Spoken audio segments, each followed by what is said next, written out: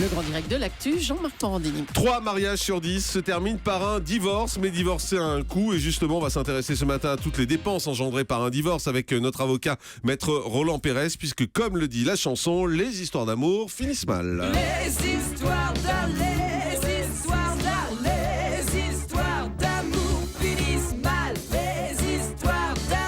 finissent mal en général. Alors, on vous souhaite que ça se termine bien évidemment, mais si ça se termine mal, maître Roland Pérez, bonjour. Bonjour Julie. On va essayer de prendre les différents cas qui se présentent à nous. D'abord, imaginons un divorce où on s'entend bien, tout va bien, on se met d'accord sur la répartition, sur le partage. Est-ce qu'on doit obligatoirement, malgré tout, prendre un avocat et le payer donc? Hélas oui, j'ai envie de vous dire. Hélas oui, c'est-à-dire que même si on est d'accord sur tout. Il avait été question qu'on se passe de l'assistance d'un avocat. On avait imaginé qu'un notaire pouvait faire l'affaire pour juste recueillir le consentement mutuel des deux époux et absolument faire tout signer puisque tout est cadré d'avance.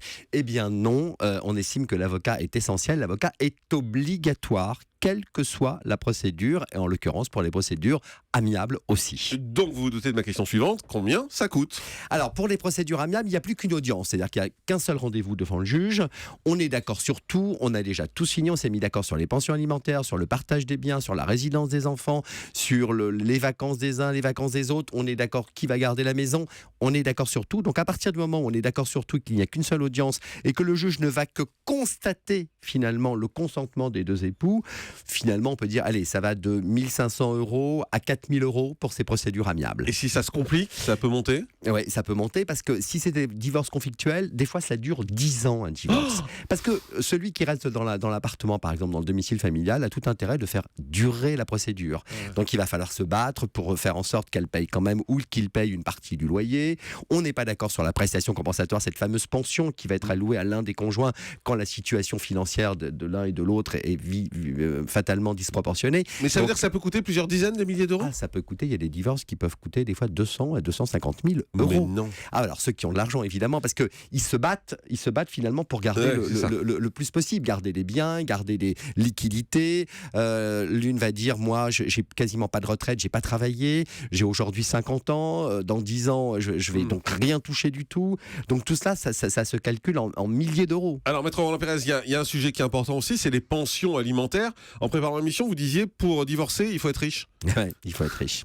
Il faut être riche parce que quand vous divorcez, finalement, vous avez d'abord une première conséquence. Vous allez déclarer vos impôts de façon séparée.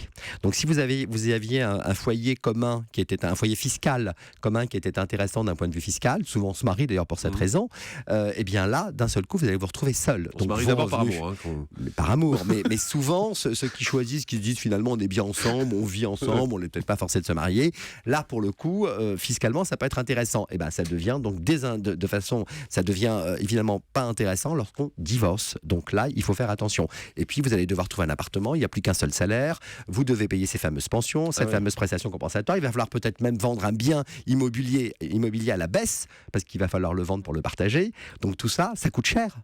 Et dans le cas d'un divorce pour faute, ça existe encore ça, les divorces pour faute? Oui, ça existe. Et donc on doit payer plus cher?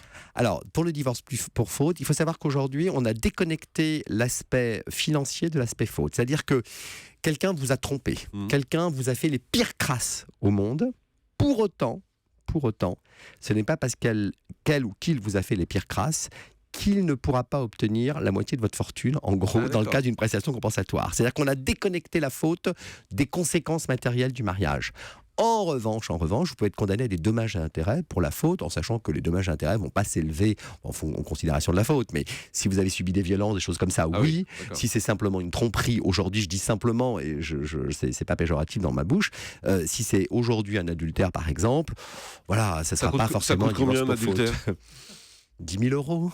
10 000 € l'adultère? Ouais, ah oui, d'accord. 10 000 € l'adultère, dit comme ça, c'est incitatif. Je vous fais un petit prix, Jean-Marc. Ah bon? Non, mais Écoutez, franchement... je vais raconter nous votre vie si vous voulez. Alors, mais... côté fisc, est-ce qu'on doit payer quelque chose? Alors là, oui, on n'y pense pas du tout.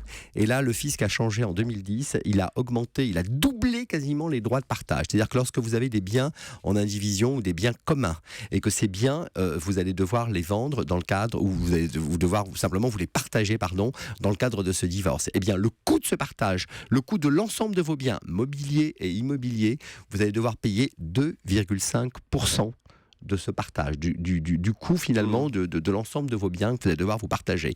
Donc ça a quasiment doublé en quelques années. Donc là aussi, le bon truc, c'est de vendre le bien avant d'aller chez le juge. Ah oui. Mais là, Parce que il faut bien s'entendre. c'est le Il faut juge bien qui leur s'entendre. donne. Il faut bien s'entendre. Ouais. C'est tout. Et c'est un peu le message que j'ai envie de vous dire. C'est-à-dire qu'aujourd'hui, quand on divorce, on ne pense pas à toutes les conséquences financières, au-delà des conséquences morales qui peuvent être terribles. Il faut se dire que vous avez envie d'enrichir les avocats, il n'y a pas de problème. Vous avez envie d'enrichir le fisc, il n'y a pas de problème. Mais si vous pensez à toutes les conséquences financières que va engendrer votre séparation, vous avez quand même tout intérêt à vous mettre autour d'une table avec vos avocats respectifs et discuter, négocier, vous mettre d'accord. Il faut mieux se couper un bras que se couper tout le corps, j'ai envie de dire. Donc vraiment, discuter, ça vous coûtera beaucoup moins cher. Ouais, divorcer coûte cher, c'est ce qu'on aura retenu. Et Julie aura retenu que ça coûte quand même 10 000 euros. L'adultère. À tout de suite. Merci, maître Roland Pérez. À tout de suite sur Il est infernal. Jean-Marc Morandini sur Europe 1. Le Grand Direct, 9h midi.